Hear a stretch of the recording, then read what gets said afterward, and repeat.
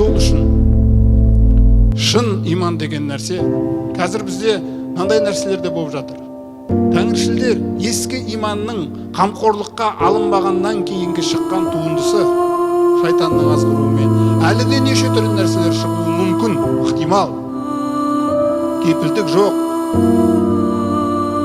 Қаншалаған қазақ біз білмейміз. Қазір осы жерде мына санды көріп отырмыз. Тура осындай қазақтың саны бар. Кришнаиттердің мектебінде жүр. Тура осындай қазақтың саны бар. Тақия мен шапанын киіп баптист болып жүр. Болды. Көрдіңіз ба?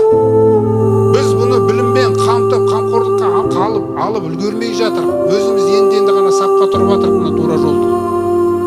Білім ғылымның өзінің жөнін үйреніп дегендей.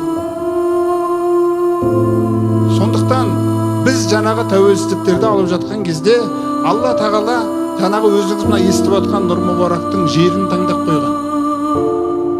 Сол кездегі екі президенттің көңілдеріне сала салды көкейлер. Болды, екеуі де Нұр Мүбарак деп әйтеуір екеуінің аттары Құранның атына ұқсас болғаннан кейін сипатына Нұр және Мүбарак. Сол университет сол оның орнына дейін таңдаған. Ешкім қатысқан жоқ ол жерде.